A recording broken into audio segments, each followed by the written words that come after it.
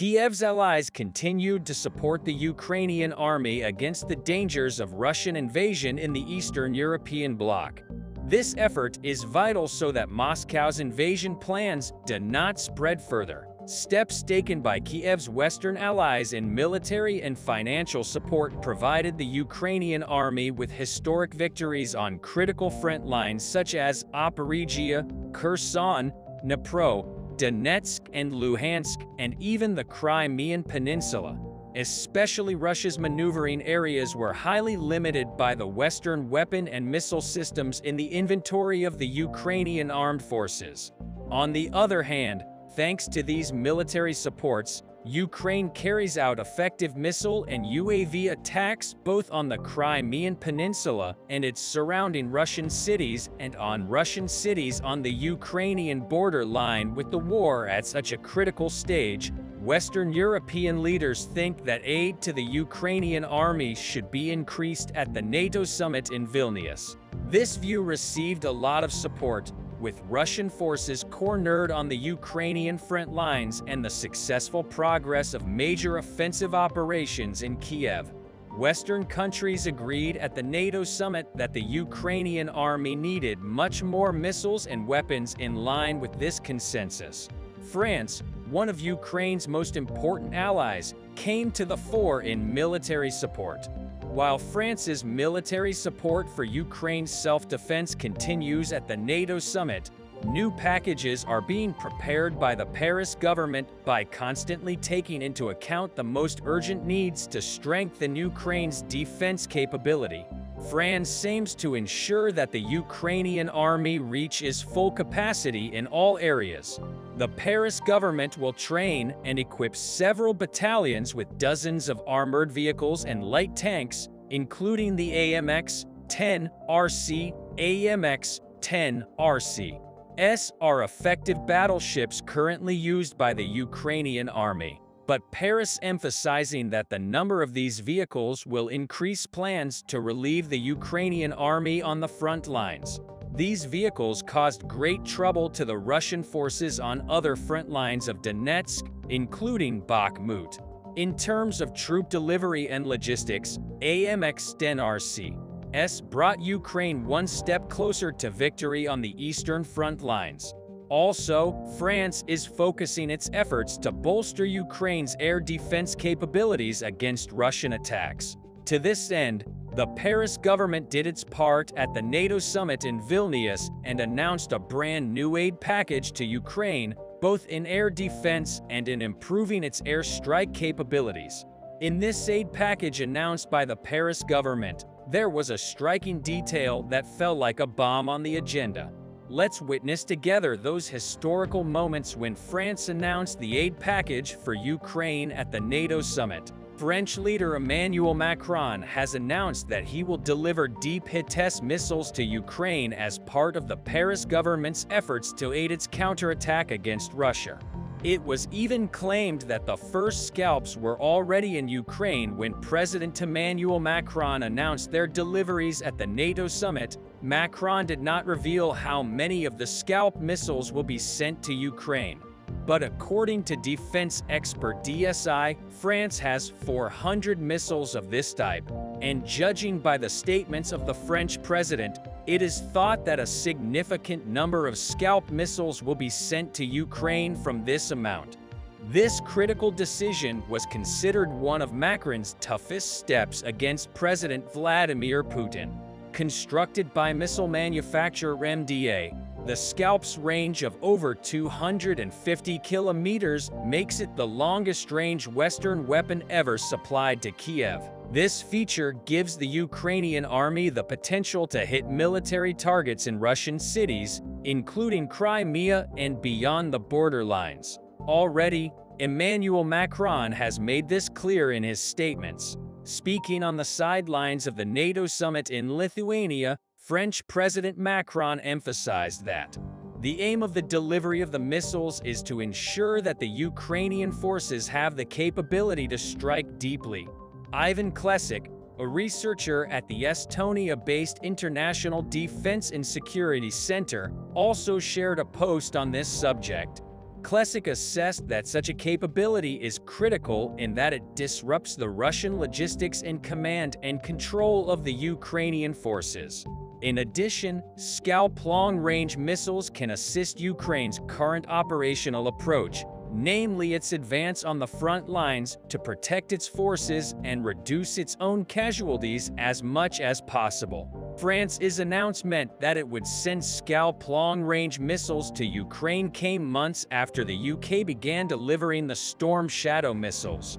In other words, the United Kingdom seems to have inspired France in this regard, because Macron's message at the NATO summit coincided with that of UK Defence Secretary Ben Wallace, who said in May that Storm Shadow would allow Ukraine to push back Russian forces stationed on Ukrainian sovereign territory. But are these long-range Scalp missiles really strong enough to affect the course of the war? Developed jointly by two NATO allies, the Storm Shadow Scalp is a 1,300-kilogram missile armed with conventional explosives, usually launched from aircraft such as the Royal Air Force's Eurofighter Typhoon or the French Rafale. The manufacturer of this missile, MDA, states that Scalp is designed to meet the rigorous requirements of pre-planned attacks against high-value, fixed or stationary targets, such as fortified bunkers and key infrastructure. The missile uses inertial navigation, global positioning systems, and terrain reference to plot a low-altitude course to its target to avoid detection. In addition, Scalp missiles use an infrared camera to match images of the target with a stored image to ensure a precise hit and minimal collateral damage. The warhead on the missile can be programmed to detonate above the target on impact or after penetration. In short, Scalp missiles show that Ukrainians can easily target Russian troops on all front lines, including the Crimea. In addition to this new military aid package from France, Ukrainian Defense Minister Oleksiy Reznikov said after his meeting with his French counterpart that France will allocate 170 million euros or approximately $187 million to provide military aid to Ukraine. This decision was part of an agreement signed by Reznikov and Sébastien Lecornu during the NATO summit in Vilnius. According to Reznikov, France will also simplify the process of supplying weapons to Ukraine. Ukraine's defense minister also noted that the agreement establishes a framework for the joint production of spare parts and maintenance of military equipment. Beyond military aid, France provides civilian assistance to Ukraine, including financial, humanitarian, and emergency support. In particular, France has sent two mobile DNA laboratories to Ukraine to strengthen Ukraine's capacity to prosecute war crimes. Judging by the approach of the Paris government, this aid will increasingly continue. The efforts of the Paris government in this regard demonstrate the determination of Ukraine and France to fight impunity and underline their determination to bring to justice those responsible for war crimes and other atrocities committed in connection with Russia's war of aggression against Ukraine. France is participating in ongoing international efforts in cooperation with Ukraine to ensure accountability through the establishment of an appropriate mechanism to prosecute the crime of aggression. Broad international support is key in this respect, as it ensures maximum international legitimacy while ensuring that political leadership is prosecuted. Therefore, while France joins the core group to ensure accountability for the crime of aggression against Ukraine, it encourages other countries to join in and build international support for the establishment of an ad hoc tribunal. Ukraine and France, on the other hand, agreed on the need to increase collective pressure on Russia through more sanctions to weaken Russia's ability to continue its war of illegal aggression. The two countries also seem to agree that efforts should be strengthened to ensure the effective implementation of sanctions and to prevent and counter circumvention by and in third countries. Ukraine and France also remain determined to support countries suffering from the consequences of the Russian war, especially to mitigate the consequences of the food crisis.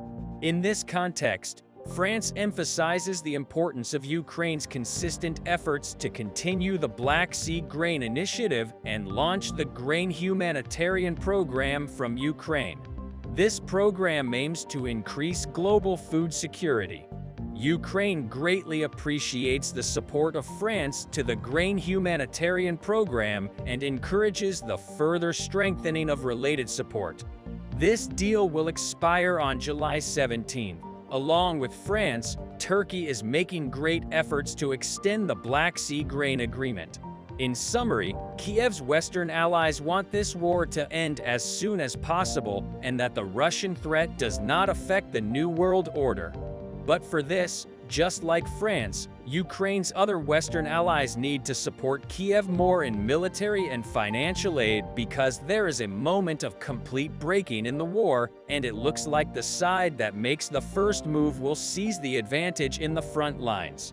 Therefore, the issue of modern military ammunition reinforcement is of vital importance. Violent clashes of war between Ukraine and Russia continue to shift from the Donetsk region to the southern front lines. Kiev's major offensive plans have swept the Zaporizhia region for about a few weeks. The clashes here are mostly on critical front lines such as Orikhiv, Vasilivka, Palahi, Storozhev, Tokhmak, and Melitopol in the southwest of Velika Novosilka. With the last capture of Storozhev by the Ukrainian forces, a very important supply and connection line was formed between Donetsk and Zaporizhia. In this way, the Ukrainians continue to support the clashes in Orikhiv and successfully continue their progress on the other southern front lines. The fight against Russian positions south of Zaporizhia involved tanks and armored vehicles supplied from the west and infantry supported by artillery. There were reports of intense fighting outside the town of Tokhmak, an important Russian logistics center. Ukraine troops reportedly stepped up their efforts to pierce deep in the Orikhiv-Tokhmak region, which blocked the road to the Russian-occupied city of Melitopol. Unconfirmed reports suggested that German-made Leopard tanks and U.S. Bradleys were thrown into battle along with numerous other armored vehicles. In other words, the Ukrainians wanted to seize the connection roads between Crimea and southern Ukraine by cutting off the Russian logistics on the southern front lines. Some of the most tangible proof of this was that Western war tanks were driven into the clash arena by the Ukrainians. And even the Russian Defense Minister, Sergei Shoigu, stated that the Ukrainian forces, consisting of up to 1,500 soldiers from Ukraine's 47th Mechanized Brigade and 150 armored vehicles, continue offensive operations on critical front lines such as Zaporizhia and Tokhmak. Melitopol, Shoigu, however, claimed that the Russian forces carried out these attacks of the Ukrainian army as a preemptive blow. Images released by the Russian military blogger Ribber showed that Ukrainian armor remained dormant during the attack, but neither these claims nor Shigur's claims could be verified. In fact, the Ukrainian takeover of Storozhev refuted the claims of Russian Defense Minister Sergei Shoigu. But recently, more and more clues have emerged that the advance of Ukrainian forces along the southern front lines continues, especially the military activity on the front lines between Orikhiv-Tokhmak-Melitopol regions started to increase considerably. Vladimir Rogov, a Russian occupation official in the region, told RIA Novosti news agency that Ukrainian forces applied maximum force against Russian positions in the Zaporizhia region. Vladimir Rogov was quite right about this because on the front lines such as Zaporizhia, Melitopol, and Tokhmak, in addition to the special forces of the Ukrainian army, partisan groups and volunteer Ukrainian units supporting Kiev also assumed a serious responsibility in the operations to break through the Russian trenches. Operational and intelligence work of the Ukrainian partisans on the southern front lines was very important for Kiev's major offensive plans. Although the partisans continued their missions mostly to collect intelligence data in the south of Ukraine, they carried out unbelievable tasks with their operational actions from time to time. We have seen an example of this near the Zaporizhia-Melitopol region of Ukraine. Recently, Ukrainian partisan groups launched an incredible offensive operation near the city of Melitopol in the settlement of Yakimivka in the temporarily occupied part of the Zaporizhia region. Local partisans blew up a railway bridge that invaders were using to supply weapons from the Crimea.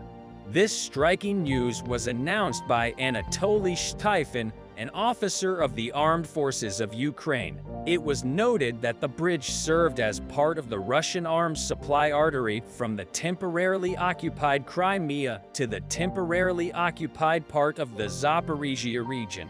This striking offensive operation is of vital importance for Ukraine because the recent Ukrainian attacks in the Zaporizhia region seem to increase with the blowing up of the bridge in the Yakimivka settlement.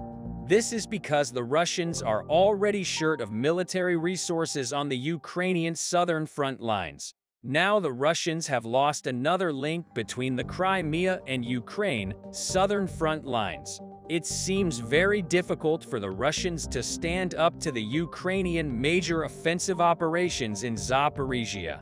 In fact, Russia has long anticipated a Ukrainian offensive in this direction and built multi-layered defenses around this area of the front line, including zigzag trenches, dragon's teeth, and other obstacles.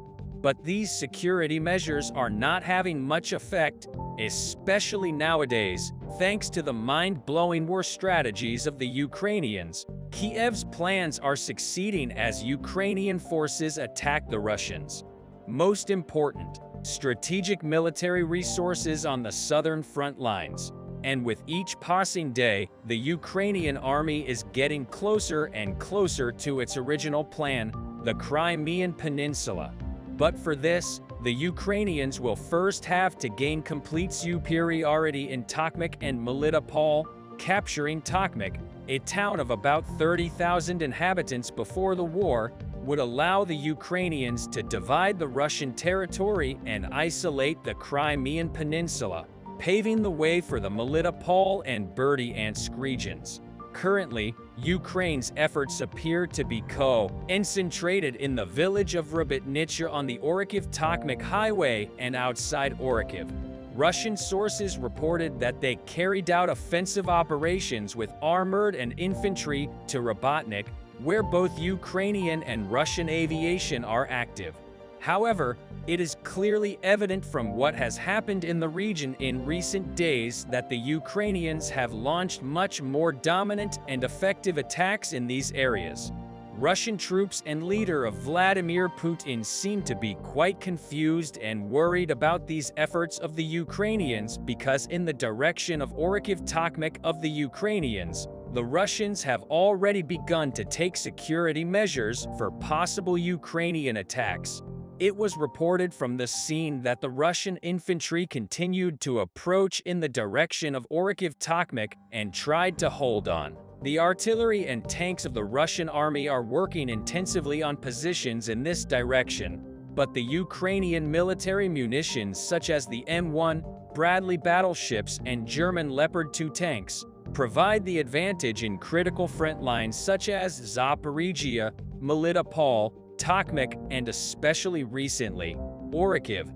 Currently, all these attacks and offensive plans, the clashes of the Ukrainians near Zaporizhia will be studied intensively because this part of the front has long been seen as a potential axis for a potential Ukrainian attack on Melitopol. On this axis are Mariupol, Berdyansk, and Crimea. Another goal of Ukraine's attack to the south and east from this direction is thought to be to cut the Russian land bridge connecting the long-occupied southern and eastern regions to Crimea. But the Ukrainians need more military support to neutralize the Kerch Bridge and the most important strategic link between Crimea and Russia. Even with the inclusion of the M1 Bradley and the German Leopard 2 on the battlefield, the Ukrainians carried out their grand offensive plans with incredible success in and around Zaporizhia. Reinforcements to be provided to the Ukrainian army will perhaps help demolish the Kerch Bridge and even enable the Ukrainians to liberate Crimea again. In this regard, the United States announced an additional $1.2 billion in military aid to Ukraine. The new U.S. aid package to Ukraine includes air defense systems and conventional drone ammunition. In the announced package, Ukraine will also have the technology that will allow the integration of Western air defense launchers, missiles, and radar with Ukraine's domestic air defense systems. In summary, the military support of the West and the USA, the determination and skill of the Ukrainian soldiers, and their integration with these Western weapons are very important for the successful continuation of the major offensive operations currently carried out by the Ukrainian army, and for the Russians to be expelled from the occupied Ukrainian territory. A lot of important changes happened in the Bogota area. Here, the Russians have been tightly holding onto the settlement that allowed them to assault Volodar with ease. But the latest report suggests that the Russians have finally lost control over it and are rapidly trying to adjust to the conditions by shifting their focus completely to another direction. Last time I told you that the Ukrainians slowly broke the momentum of the Russian advance by firing at Russian positions in the two hamlets from tanks, mortars, and artillery. As a result, the Ukrainians successfully pushed the Russians from their southern positions and conducted a counterattack on the eastern positions, re-establishing control over half of the hamlet. Positional fights immobilized the Russians even more. And as in this case, time works against the Russians. They tried to restore control over the eastern hamlet by any means. The loss of this area would mean that the Russians would basically need to start their operation from scratch. The Ukrainians understand this, too, which is why they have been reinforcing this group and increasing the intensity of their counterattacks. Yesterday, the Ukrainians made a final heavy counterattack and pushed the Russians away from this hamlet. Interestingly, Russian sources started circulating footage of Ukrainian prisoners of war that they allegedly took the same day in the same region, by initiating a breakthrough with their tanks. However, a lot of sources indicate that this video was recorded when the Russians just entered it 5 days ago. Russian sources also decreased their coverage of this region over the last 2 days and did not elaborate on any breakthrough and its favorable implications. Instead, the report suggests that the fights are largely positional. Importantly, one of the freshest reports noted that the only viable direction for the Russians is the southern, not eastern, which supports the conclusion that the Ukrainians have successfully pushed the Russians away. And when it comes to the southern part of Boulder, the Russians are reportedly prioritizing. It is indeed less protected than the eastern part due to the structure of the town. Ukrainian defense in the southern and western parts of the town is inherently weaker. Ukrainian sources suggest that the Russians switched to shelling this town, and because using regular artillery was not even nearly enough to support the on-the-ground operation, the Russians were also engaged in thermobaric artillery and even aviation. In fact, over the last 5 days, Russian losses in aircraft skyrocketed and reached 6 fighter jets and 7 helicopters. In comparison, before the Russians assaulted Volodar, it took the Ukrainians 4 weeks to shut down the same number of helicopters and more than 6 weeks to shut down the same number of fighter jets.